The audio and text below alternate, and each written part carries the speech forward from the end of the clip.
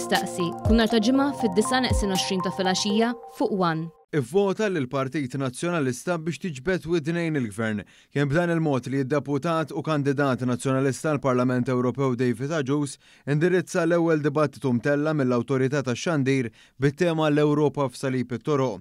Fil-fatt fost argumenti tipiċi ta' żmien Gonzi PN, David Hughes għalhekk. Għandek opportunità li min tista' tbidda l-Gvern, imma tista' tiġbidlu widnejh billi fit-8 ta' Ġunju tuża l-vot tiegħek kif għandek tużah.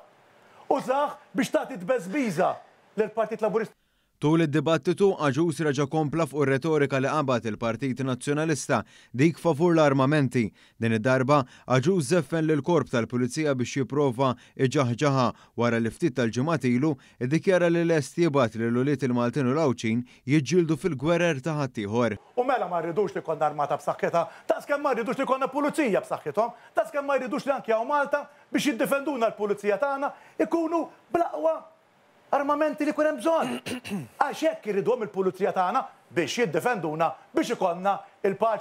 Fid-dawl ta' dan l-atteġġament il-kandidat Laburista l-elezzjonijiet tal-Parlament Ewropew Stephen Lule innota din il-politika favur l-armamenti li qed ikompli jimbotta l-Partit Nazzjonalista. U għalhekk jiddispjaċini jien llum il-ġurnata meta nara membri parlamentari Ewropej illi jibbiżaw jitkellmu fuq il-paċi, illi Malta jgħidu ħaġa u barra jgħidu mod ieħor.